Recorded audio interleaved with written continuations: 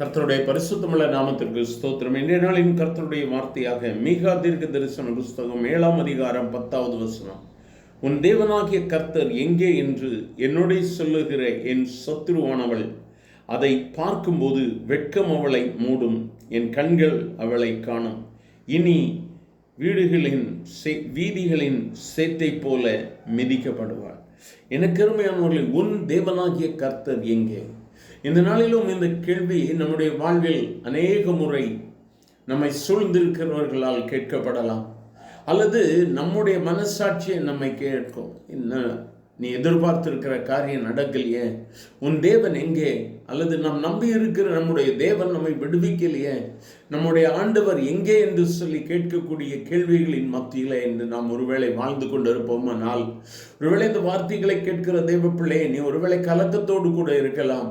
நீ ஆராதிக்கிற உன் தேவன் உனக்கு என்ன செய்தார், நீ என்ன நன்மையை பெற்றாய் என்று சொல்லி ஒருவேளை கலங்கி போய் இந்த வேளையில் இந்த வார்த்தைகளை கேட்டுக்கொண்டு இருப்பீர்களானால், கர்த்தர் இன்று உங்களுக்கு பதில் கொடுக்கும்படியாகத்தான் அவர் இன்று நம்மத்திலே கடந்து வந்திருக்கிறார். இன்று அவர் உங்களுக்கு பதில் கொடுப்பார். சங்கீதக்காரன் சொல்லும் பொழுது, உன் தேவன் எங்கே என்று அவர்கள் நாள்தோறும் என்னிடத்தில் சொல்லுகிறபடியிலால் இரவும் பகலும் என் கண்ணீரே எனக்கு உணவாயிற்று.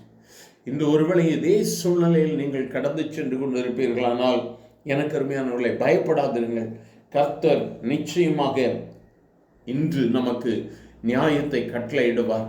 கோலியாத் எதிராக நிற்கும் பொழுது தாவீது சொல்லுகிறான், நீ நிந்திக்கிற என் தேவனாகிய கர்த்தருடைய நாமத்திலே நான் வருகிறேன் என்று சொல்லி கோலியாத்தை வீழ்த்தினான். இன்றைய நாளிலும் உனக்கு விரோதமாய் இருக்கக்கூடிய இந்த யுத்தம் கர்த்தருடையது.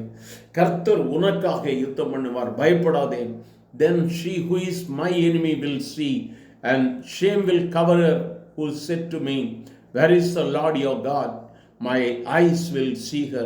Now she will be trampled down like mud in the street. எனக்கு அருமையானவர்களே, உன் தேவன் எங்கே என்று சொல்லி கேட்ட எல்லாருக்கும் முன்பதாக கர்த்தர் உன் தலையை உயர்த்துவார். Where is the Lord your God? இந்த கேள்விகள் அநேகம் ஒருவேளை உங்களை பார்த்து கேட்கப்பட்டிருக்கலாம். கலங்கி போயிருக்கிறீங்களா? இந்த வேளையிலும் கர்த்தர் உனக்கு நியாயத்தை செய்யும்படியா அவர் உன் அருகில் இருக்கிறார். இன்று உனக்கு விரோதமான காரியங்களை கர்த்தர் முறித்து போடுவார்.